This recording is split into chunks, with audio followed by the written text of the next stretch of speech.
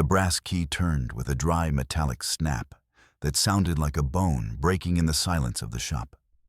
Martha didn't look up from the counter, but she felt the air change as the heavy scent of expensive perfume smothered the familiar smell of machine oil and sawdust.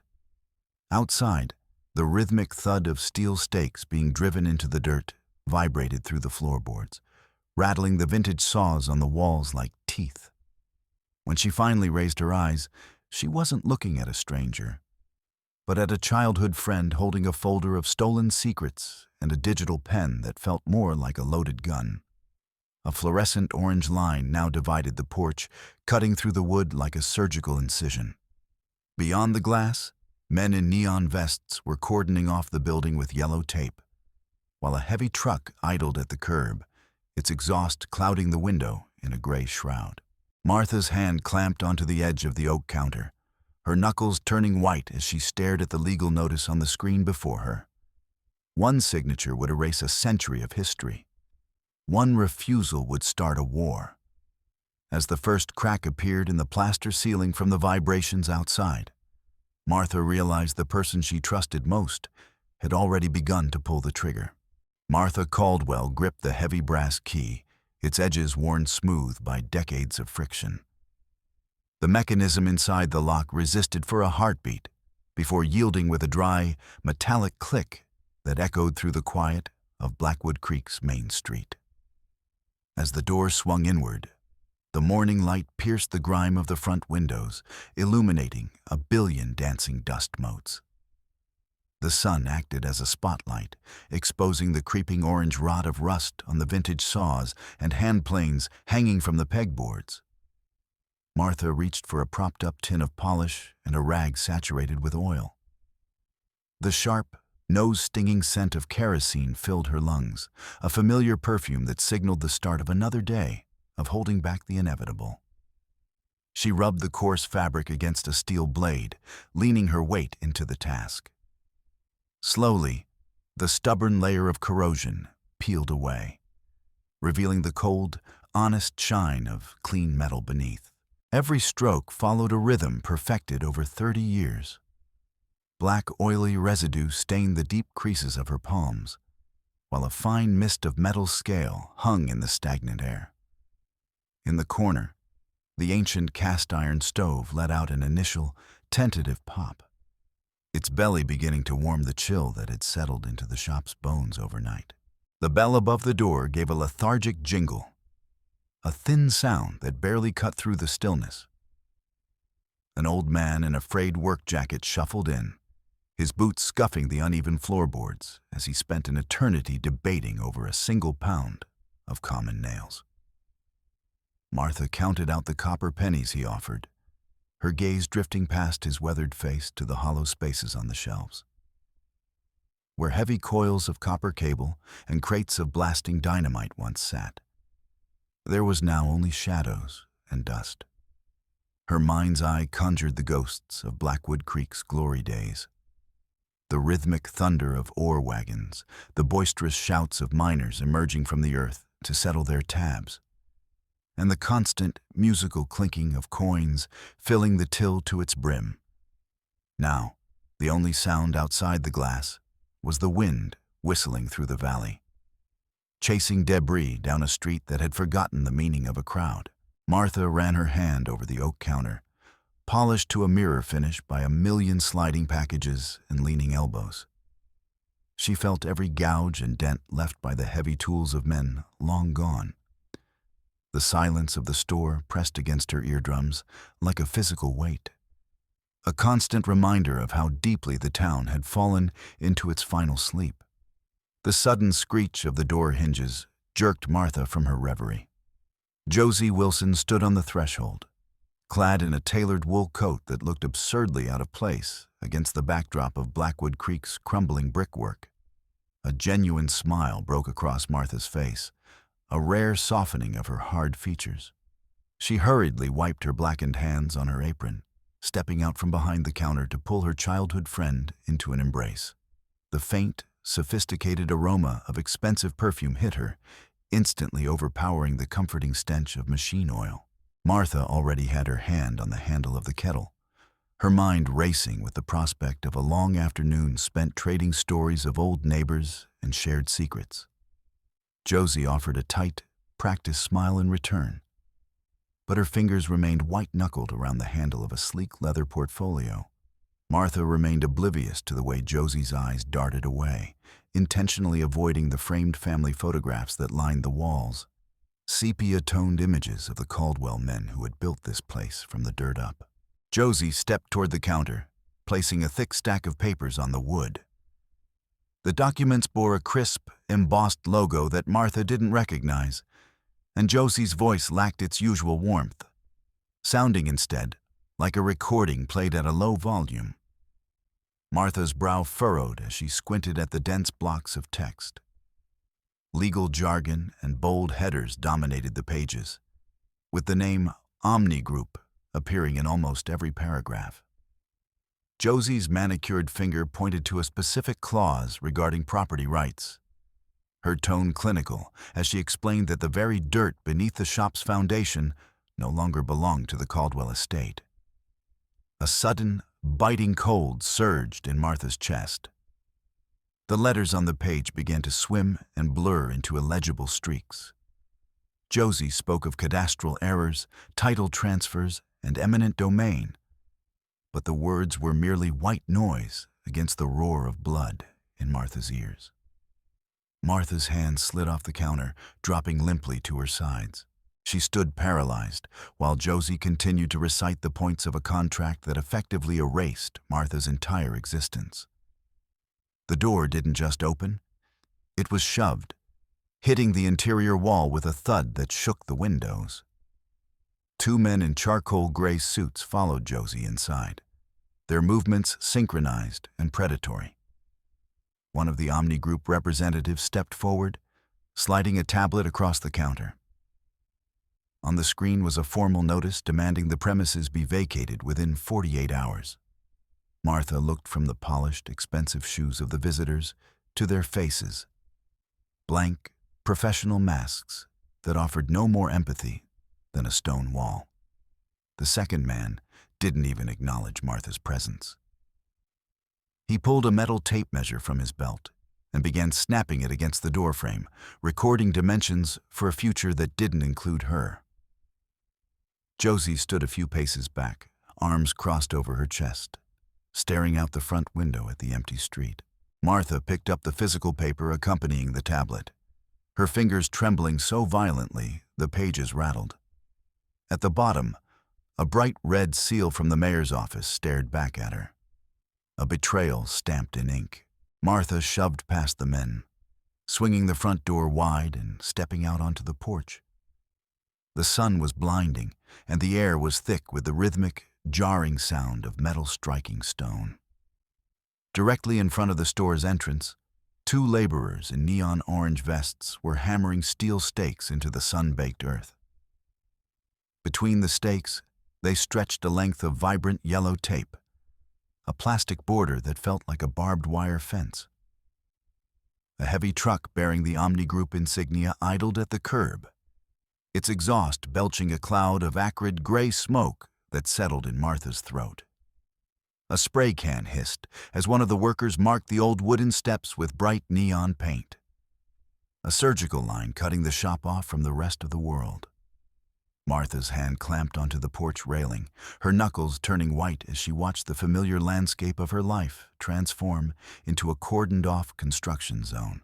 The distant, stuttering roar of a jackhammer began somewhere down the block, and Martha felt the circle tightening around her, one stake at a time. Martha spun around and marched back toward Josie, grabbing her former friend by the elbow. She forced Josie to look at her, searching the gray depths of the woman's eyes for even a flicker of the girl she used to know. Martha's voice was a desperate rasp as she spoke of their parents, of the decades of shared history, and how their families had been the twin pillars this town was built upon. Josie wrenched her arm free with a sharp, violent motion, drawing herself up to her full height. She spoke over Martha, her voice projecting with the practiced clarity of a politician. She claimed Blackwood Creek was a rotting corpse that would only see life again through the massive investment and jobs Omni Group promised.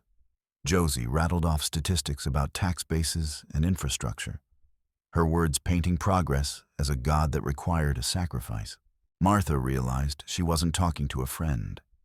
She was facing a bureaucrat who saw the Caldwell hardware store as nothing more than a stubborn smudge on a master development plan.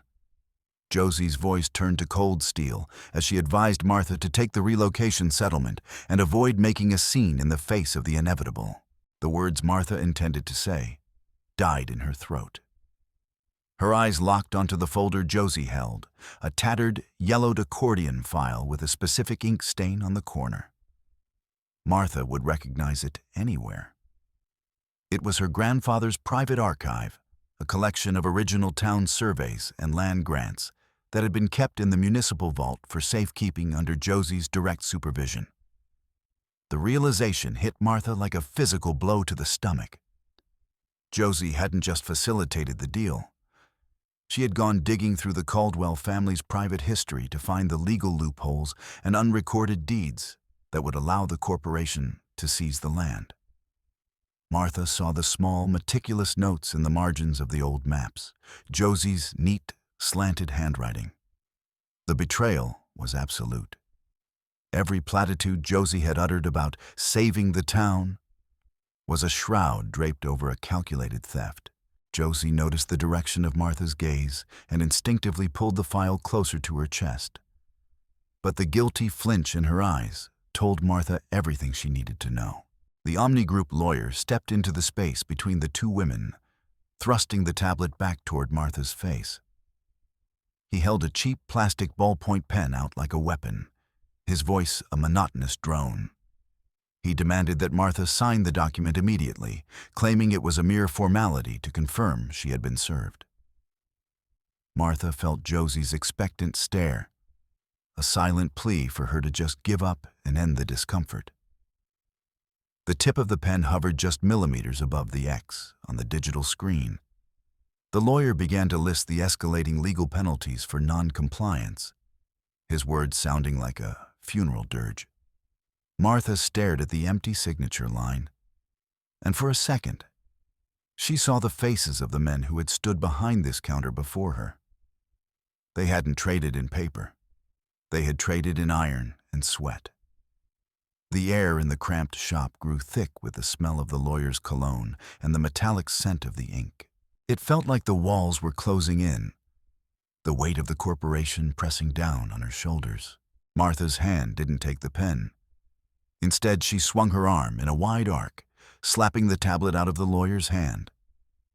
The device skittered across the floor, and the pen rolled into the dark shadows beneath a rack of heavy chains. Martha stood tall, her subtlest stoop vanishing as she pointed a calloused finger toward the open door. Her voice was a low, dangerous growl as she ordered Josie and the Omni Group entourage to get out of her sight. When the second lawyer opened his mouth to protest, Martha's hand dropped to the counter and closed around a massive 14-inch pipe wrench. The cold weight of the tool seemed to anchor her. Her eyes were chips of flint, devoid of any remaining warmth. Josie stumbled back toward the exit, her mouth working as she muttered threats about sheriff's deputies and forced evictions. But Martha didn't stop. She herded them across the threshold, her presence filling the room until they were pushed out into the sunlight. Martha slammed the heavy oak door shut, the sound booming through the quiet street like a cannon blast. Her hands were steady as she threw the iron bolt, the heavy thud of the lock finalizing her declaration of war. Martha moved with a frantic, focused energy. She moved from one window to the next, releasing the rusted catches and letting the heavy, corrugated iron shutters drop with a series of deafening crashes. The shop plunged into a dusty twilight, the only light coming from thin, jagged slivers where the shutters didn't quite meet the sills. She dragged a crate of 6-inch spikes and a heavy framing hammer from the back room. The first blow of the hammer was a scream of defiance, the sound echoing off the metal shelves and ringing in the hollows of the building. She took thick plywood boards and began to nail them across the interior of the door and window frames, her movements a blur of desperate labor. Each strike of the hammer felt like a heartbeat. She threw her shoulder against the massive floor-to-ceiling cabinets filled with drawers of brass fittings, sliding them inch by inch until they blocked the entrances.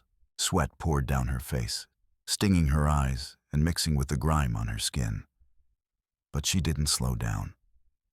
By the time she finished, the Caldwell hardware store had been transformed. It was no longer a place of business. It was a fortress of iron and wood, prepared for a siege that Martha knew was only just beginning. Martha stood on the crumbling stone steps of the town hall, her fingers white-knuckled around the brim of a sweat-stained work cap. Her voice was a ragged rasp, a sound born of too much smoke and too little sleep, as she gestured toward the small cluster of men gathered by the dry fountain. There was the town's last blacksmith, his apron stiff with soot, and the butcher, whose hands were permanently stained the color of rust. Martha's arms carved wide, desperate arcs in the air, as if she could physically weave a barrier around the town's remaining structures. A biting wind whipped through the square, pelting the farmers with dead leaves and grit. But Martha didn't flinch. She shouted about the days when a man's name meant a damn sight more than a line in a corporate ledger. The neighbors shifted their weight, their boots scuffing the pavement as they tucked their chins into their collars. They wouldn't look at her. They looked at the ground, at their own shadows, anywhere but at the woman begging them to remember who they used to be. Martha's words were increasingly drowned out by the rising, discordant murmur of a crowd gathering at the opposite end of the plaza. A sharp, rhythmic clapping cut through Martha's speech, forcing her to stop mid-sentence. At the top of the stairs, Josie was supervising the unfurling of massive, glossy banners. The images were saturated with artificial light and neon hues, depicting a version of Blackwood Creek that didn't exist. On the posters, the steel skeletons of a massive distribution terminal rose toward a clear blue sky, surrounded by lawns of impossible green. Josie moved a laser pointer across a series of charts filled with figures that had too many zeros to be real. Her voice, amplified by a megaphone, rolled over the square like thick, cloying honey. Martha watched the transformation in the crowd. Shoulders that had been hunched against the wind suddenly straightened as Josie spoke the magic words. Comprehensive health insurance and paid vacation. The vibrant digital promises on the banners were so bright they seemed to bleach the color out of the actual town, turning the dusty shops into gray memories. Martha felt the attention of the people slipping through her fingers like dry silt, pulled toward the shining lie Josie was selling. The butcher was the first to move. He didn't say a word, just turned his back on Martha and began walking toward the banners, drawn like a moth to a porch light. One by one, the others followed. The blacksmith, the grocer, the men who had sat in Martha's shop for years, they all trickled away. Martha reached out, her hand hovering near the blacksmith's sleeve. But he merely shook his head, his eyes fixed on the pavement as he tucked his hands into his pockets.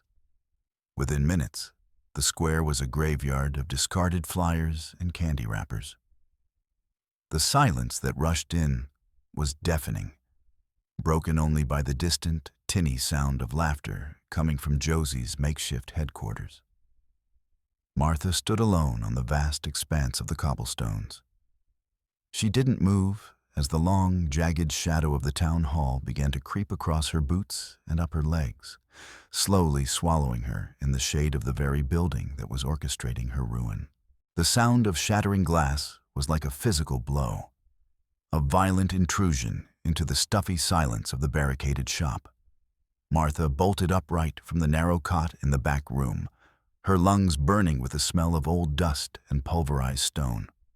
In the center of the darkened showroom, surrounded by a glittering carpet of jagged shards, lay a heavy, jagged piece of gray granite. Martha knelt, her fingers trembling as she picked up the rock. A piece of coarse brown butcher paper was lashed to it with grimy twine. She smoothed out the paper, the uneven black lettering blurring under her gaze. The message was simple, scrawled in thick marker. Get out while you still can. Martha felt a sudden, icy draft whistling through the new hole in her defenses. From the street outside, the sound of retreating, hurried footsteps faded into the night, leaving her alone with the weight of the stone and the knowledge that the town she was trying to save had officially turned its back on her. The morning sun didn't bring warmth. It only highlighted the new scars on the building's face. When Martha stepped out onto the porch to survey the damage, she stopped dead. The front of the shop had been defiled. Thick, wet streaks of crimson paint ran down the freshly scrubbed wood like open wounds. In giant, dripping letters that spanned the width of the facade, the word clog had been sprayed directly over the Caldwell family name. The sharp, chemical stench of the aerosol paint hung heavy in the damp morning air. Across the street, a few early morning commuters quickened their pace, their heads down as they pointedly ignored the woman standing on her ruined porch. Martha saw a curtain twitch in the window of the house directly opposite, only for the neighbor to jerk it shut the moment their eyes met. A wave of suffocating shame and hot anger rose in her throat. She began to scrub at the paint with the sleeve of her jacket. But the red pigment was stubborn, only smearing into a larger, uglier stain against the grain of the wood. Martha slid her plastic debit card into the slot at the gas station pump, her mind already on the list of supplies she needed to reinforce the back door. The screen didn't prompt for a PIN. Instead, it flashed a jarring, aggressive red. Transaction denied. She tried again, then walked inside to the counter. The clerk, a man who had shared coffee with her father for 20 years, wouldn't meet her eyes. His gaze was fixed on a point just above her shoulder as he spoke in a flat, rehearsed tone. He informed her that all her accounts had been frozen by order of the municipal bank, pending a financial audit. Martha's voice rose as she demanded an explanation, pointing out that she had thousands in savings. But the clerk simply reached out and slid her gallon of milk to the side of the counter. Martha's fingers tightened around her empty leather wallet. Behind her, a line of customers began to mutter, their impatience turning into a low, hostile rumble. She walked out into the bright light of the afternoon, the realization sinking in that she was now a ghost in her own zip code. A woman whose very ability to buy bread was now a lever being pulled by the people in the town hall. Martha didn't knock. She threw her weight against the heavy mahogany doors of Josie's office, the impact echoing through the quiet hallway. The secretary's protests were a faint buzzing in her ears as Martha's heavy, mud-caked work boots crunched across the expensive cream-colored carpet. Josie didn't even look up from the documents on her desk. She continued to slide her pen across the paper with a rhythmic, scratching sound. When Martha slammed her hands onto the oak surface and demanded to know why her life savings had been snatched away, Josie slowly removed her glasses. She didn't offer an apology. She simply tapped a thick, bulging file filled with municipal tax notices. Martha saw the bright red, delinquent stamps on documents she had never received, never even knew existed. Josie's voice was as cold as a winter grave as she began to recite a list of fabricated back taxes, interest penalties, and administrative fees that totaled more than the shop was worth. Martha's fists clenched so hard her fingernails drew blood from her palms, her eyes locked on the mask of indifference that Josie wore like armor. The air in the office suddenly changed. Josie's composure didn't just crack, it shattered. She lunged out of her leather chair, her hip catching the edge of the desk and sending a glass of water tumbling to the floor. A vein in her neck throbbed with a frantic, rhythmic pulse as she began to scream. Martha took an instinctive step back as Josie unleashed a torrent of decades-old bitterness. She didn't talk about land or taxes. She talked about the way Martha had always been the Caldwell girl, the one with the legacy and the big house on the hill, while Josie had been the girl in the hand-me-down dresses. Josie's hands sliced through the air, her voice cracking as she accused Martha of looking down on everyone who didn't have a family name etched in stone. The words were jagged and sharp, revealing a well of envy that had been simmering for 40 years. In the sudden, ringing silence that followed, the only sound was Josie's ragged breathing and the steady drip, drip, drip of water falling from the edge of the desk onto the ruined carpet. As Josie turned her back to stare out the window, her shoulders heaving as she tried to regain control, Martha's eyes drifted to the small, wall-mounted safe that stood open behind the desk. Among the stacks of boring municipal ledgers, a thick, cream-colored envelope caught the light. It bore the gold leaf logo of the Omni Group. Martha moved with the silence of a shadow, leaning over the desk just enough to see the contents. It wasn't a contract for the town. It was a personal wire transfer confirmation. The numbers were staggering, a consultation fee for Josie Wilson that featured 5 zeros. The heat of the betrayal burned Martha's throat. Every word Josie had spoken about the future of Blackwood Creek was a lie constructed to hide the fact that she was selling her best friend's soul for a 7-figure retirement. Martha's heart hammered against her ribs like a trapped bird as she realized the shop wasn't a hurdle to progress. It was just a line item in Josie's personal get-rich-quick scheme. Martha reached into the deep pocket of her work coat, her fingers fumbling with her phone. Her hands shook, but her focus was absolute. She held the device steady, the screen's glow feeling like a spotlight in the dim office. She snapped 3 clear, high-resolution photos of the Omni Group contract and the banking details. The tiny, digital click of the shutter felt as loud as a gunshot in the tense silence. But Josie remained motionless, her forehead pressed against the cool glass of the window pane. Martha slid the phone back into her pocket, the weight of the device feeling like a loaded weapon against her thigh. She didn't say another word. She backed away from the desk, her boots making no sound on the wet carpet, and slipped out the door. The cool air of the hallway felt like a benediction, but the nausea of the betrayal stayed with her, a bitter taste that no amount of fresh air could wash away. The ground didn't just shake. It groaned. Martha was back in the shop, standing among the rows of galvanized bolts, when the first heavy impact hit. Outside, the massive steel jaws of a demolition excavator began to tear into the brickwork of the neighboring warehouse. The sound was a deafening cacophony of grinding mortar and snapping timber. Inside the hardware store, the shelves began a frantic, metallic dance. Jars of brass screws rattled against their lids, and a heavy rack of sledgehammers swayed precariously. Martha lunged to catch a falling tin of linseed oil, but the floor beneath her boots rippled like the surface of a pond.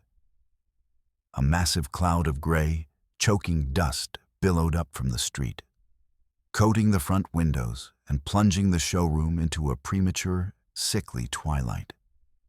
Every swing of the wrecking ball next door sent a shockwave through the soles of her feet, a violent reminder that the world she knew was being chewed into rubble just inches away.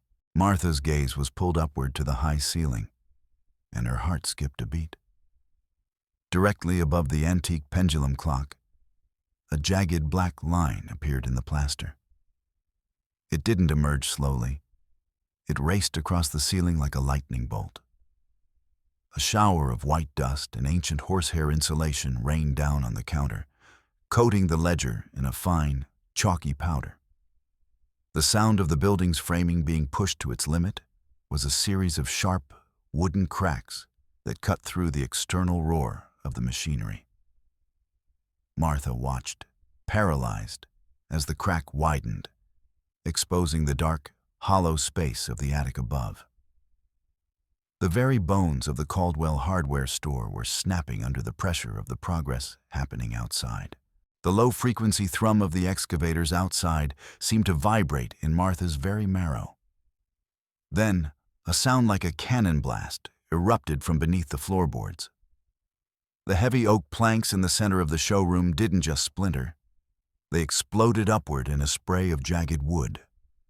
A geyser of foul, chocolate-colored water erupted from the breach, carrying the stench of rotted earth and ancient iron.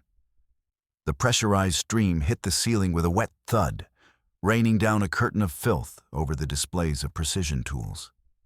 Martha scrambled backward, but the freezing, grit-filled flood was faster, racing across the floor and swirling around her ankles. Within seconds, the shop was no longer a sanctuary.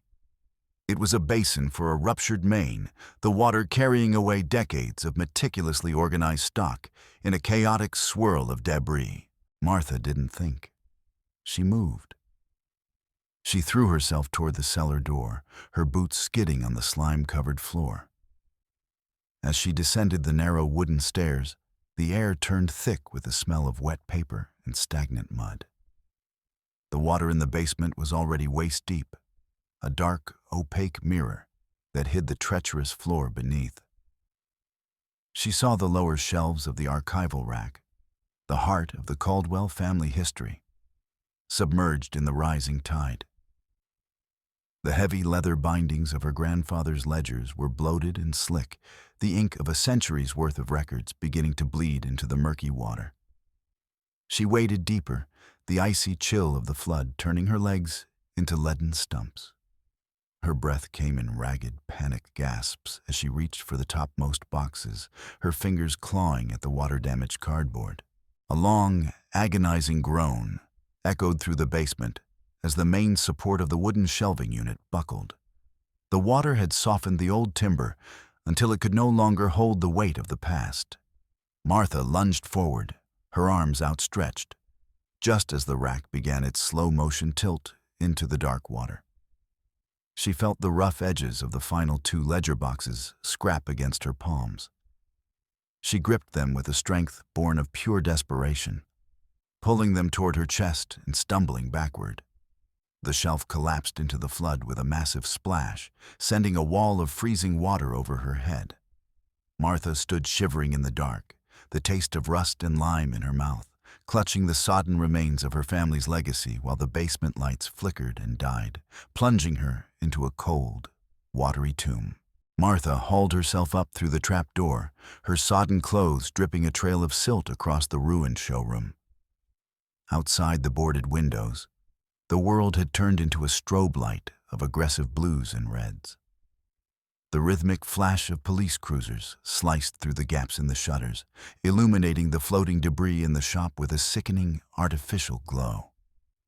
The heavy thud-thud of a van door closing echoed from the curb, followed by the metallic jingle of handcuffs and heavy gear. Martha looked through a knothole in the plywood and saw the silhouettes of men in tactical vests and wide-brimmed hats. They weren't there to talk. They were there to clear a path for the machines. The cordon was complete, transforming her ancestral home into a target. A voice, distorted and metallic, erupted from a megaphone, the sound waves rattling the loose glass in the window frames. It was the dry, practiced tone of a court officer reciting a final eviction mandate. Martha stood frozen, listening to the cold recitation of statutes and deadlines. Outside, the heavy-duty trucks of the Omni Group rumbled to life. She watched as workers began to loop thick, braided steel cables around the iron bars of her window shutters. The winches on the trucks began to hum, a low mechanical growl that signaled the end of her defenses. The cables went taut, the steel groaning as it bit into the wood and brick. Martha saw the heavy anchor bolts, the ones her father had installed 40 years ago, slowly being wrenched from the masonry, ousting a spray of red brick dust. Martha retreated to the center of the room, her hand diving into her pocket to find the phone. The screen flickered to life, the bright, high-resolution images of Josie's betrayal glaring back at her through the gloom. Her fingers, caked in the gray mud of the basement, left smears across the glass. She looked at the signature. Josie Wilson's neat, arrogant script, accepting the blood money. Martha knew that with a single tap, she could burn Josie's world to the ground. But as she stood there, the sound of the police moving into position outside, she remembered the way Josie used to laugh at the county fair. A wave of nausea hit her, a physical sickness that had nothing to do with the freezing water.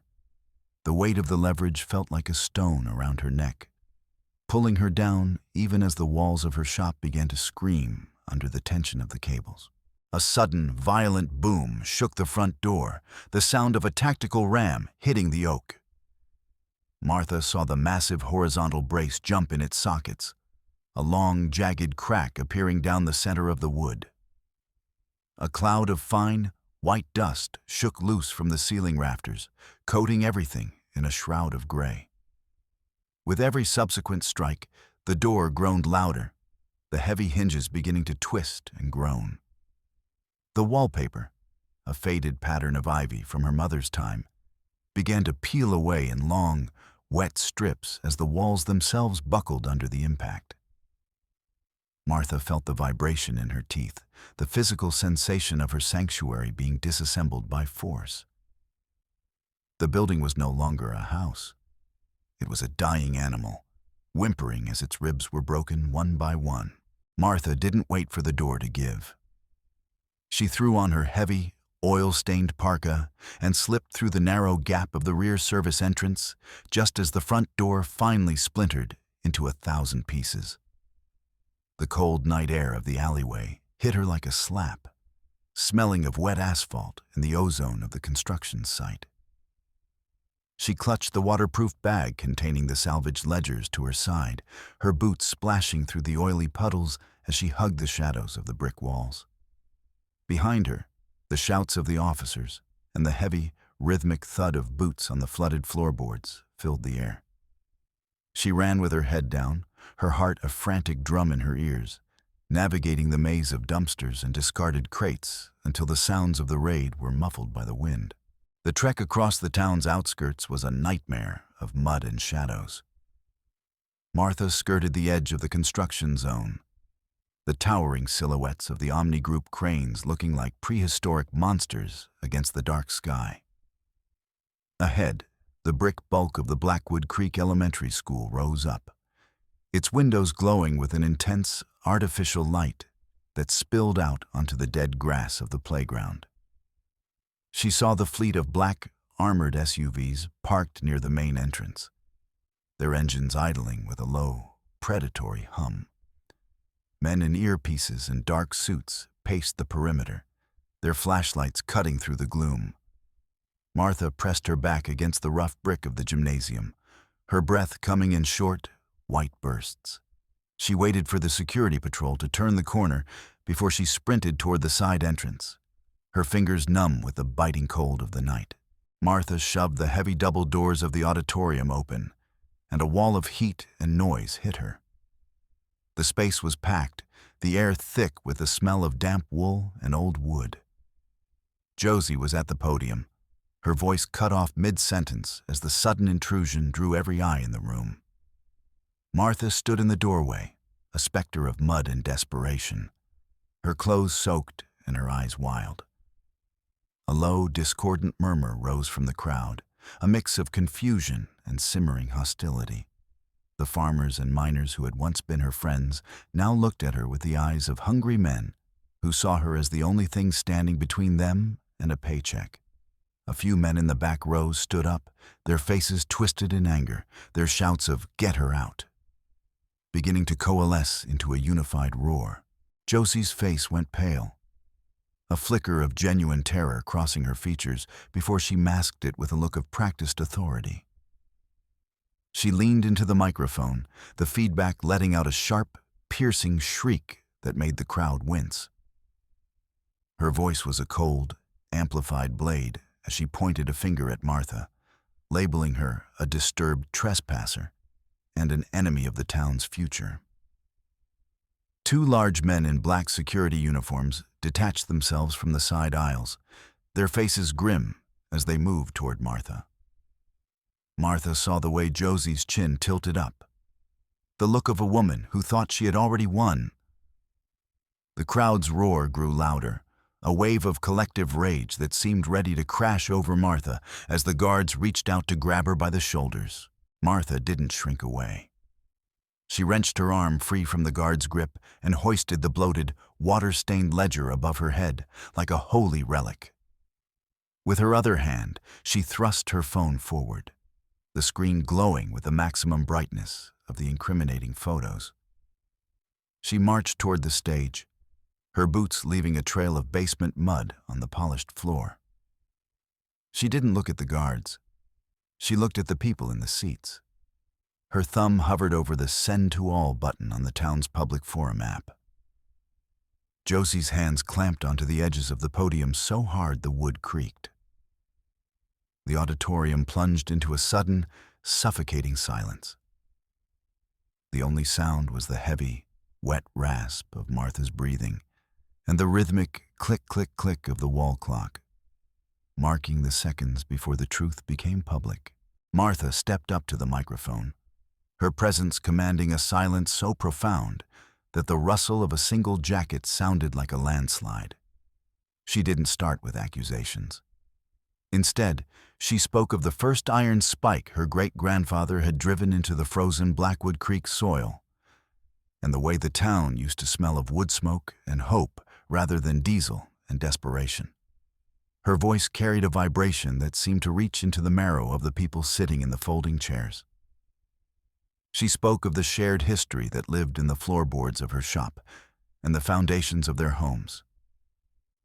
The angry murmurs from the back of the hall died out, replaced by the heavy, rhythmic breathing of men and women who were suddenly remembering who they were before the hunger set in. Martha stood there, a muddy, broken figure, but her words were weaving a tapestry of a town that still had a soul. Martha reached out and plugged her phone into the auxiliary cable dangling from the podium. A second later, the massive projection screen behind her flickered to life, flooded with the stark, undeniable evidence of the Omni Group wire transfers. The numbers were astronomical, highlighted in a cold, digital blue that seemed to drain the color from the room. Martha didn't point at Josie. She simply traced the lines of the contract that valued a miner's life at less than the cost of a new truck. A collective gasp, cold and sharp, rippled through the auditorium. The people who had been ready to tear her apart now stared at the screen with the hollowed-out eyes of the betrayed. Martha stood in the center of the projector's beam, the shadows of the documents falling across her face like a mask of iron, as the town finally saw the price tag Josie had placed on their survival. Josie didn't just stand. She lunged toward the microphone, her movement knocking over a glass of water that shattered on the stage. Her carefully constructed facade didn't just crack, it fell away in jagged pieces. She began to shriek, her voice cracking as she looked out at the sea of accusing faces. She didn't deny the money. She tried to justify it. She screamed about the leaking roofs of the school and the empty coffers of the town treasury, her hands clawing at the air as if she could grab the forgiveness she didn't deserve. Martha watched as her old friend's composure dissolved into a frantic, ugly display of self-preservation. In the harsh light of the auditorium, Josie looked small, a desperate woman trying to explain why she had sold her neighbors for a comfortable retirement. Martha stepped into the small, charged space between herself and Josie. She could smell the sour scent of Josie's panic. She didn't raise her voice. She spoke in a low, level tone that the microphone barely caught, but every person in the front row heard it. She offered a deal that was more of a tether than an olive branch. She would delete the files and keep the police at bay if Josie used her remaining authority to turn the town's legal machinery against Omni Group. Martha demanded a guaranteed percentage of the distribution center's profits for a public trust and lifetime health care for every resident. Martha's thumb remained poised over the screen of her phone, waiting. She watched the gears turn behind Josie's eyes, the frantic calculation of a woman who realized that Martha was her only path to avoiding a prison cell. A man in an expensive charcoal gray suit, the Omni Group's lead counsel, began to edge toward the side exit, his head tucked low.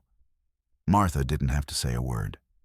She simply looked toward the door, and the blacksmith, a man with hands like gnarled oak roots, stepped into the aisle. He crossed his massive arms over his chest, his shadow falling over the lawyer like a shroud.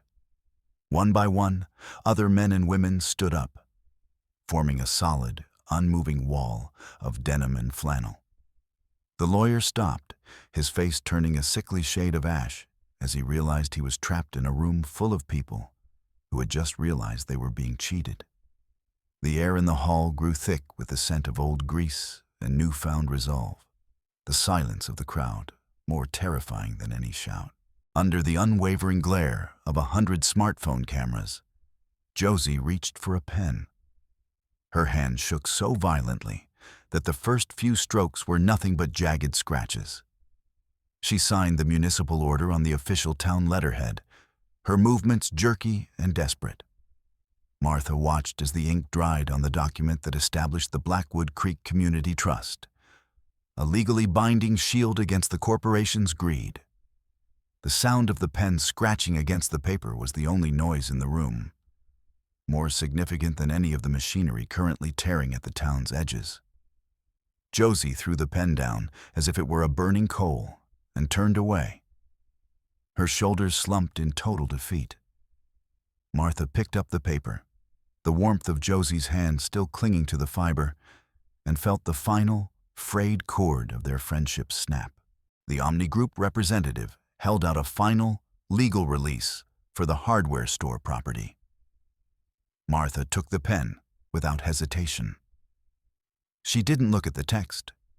She only looked at the signature line where her family's name would be erased from the map. As she made the final, sharp stroke of her name, a strange sensation washed over her. It wasn't the weight of loss. It was the sudden, dizzying lightness of a bird released from a cage. The invisible chains that had bound her to the rusted saws and the leaking roof for 40 years simply evaporated. Her shoulders squared, and the constant, nagging ache in her chest that had defined her for a decade finally went numb. She handed the paper back and took a long, deep breath, the air finally tasting of something other than the dust of the past. The first rays of the sun were a bruised purple against the horizon as Martha stood on the sidewalk across from what used to be her life. The massive wrecking ball swung in a wide, graceful arc before slamming into the main support beam of the shop. Martha watched as the roof, the one her father had shingled by hand, folded inward with a sound like 1,000 breaking bones. A massive plume of gray dust erupted into the morning air, obscuring the street for a moment. She saw the heavy oak rafters splinter and snap, the very heart of the Caldwell legacy being reduced to a pile of toothpicks. The roar of the diesel engines drowned out the sound of her own breathing. Martha didn't cry. She just watched as the excavator began to push the rubble into a shapeless mound, clearing the ground for the cold, featureless concrete of the future. Martha opened her old battered leather suitcase on the tailgate of her truck. She moved with a slow, deliberate care as she placed her grandfather's heavy iron Rubanock, plane, inside, its handle still glowing with the oil of her hands. Beside it, she laid the stack of salvaged photographs, their edges curled and stained, but the faces still clear and defiant. She wrapped her father's brass calipers in a clean rag and tucked them into the corner. Every item she chose was a piece of the shop's soul, stripped of the burden of the building itself. She clicked the latches shut, the sound final and sharp. In that small, heavy box, she carried the only parts of Blackwood Creek that actually mattered. The parts that couldn't be torn down by a bulldozer or sold by a friend. Driving out of town, the dusty windshield of her pickup truck framed a final, lonely image. Josie was standing by the side of the road next to her sleek, modern car. Her expensive coat was smeared with mud, and her hair was a tangled mess in the morning wind. She was staring out at the empty, scarred landscape of the old quarries, a half-empty coffee cup dangling from her fingers. There was no power left in her posture, only the profound exhaustion of someone who had burned every bridge and was now realizing she had nowhere left to go. Martha slowed the truck as she passed, and for a heartbeat, their eyes met through the glass. Josie's pupils were blown wide with a hollow, haunting grief. Martha didn't look back. She looked at the reflection of the town's water tower and the skeletal cranes as they shrank into the distance of the rearview mirror.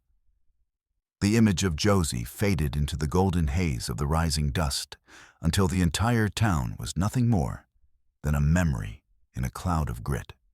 As the truck rounded the bend of the hill and the forest reclaimed the view, Martha felt the last of the Blackwood Creek soot leave her lungs.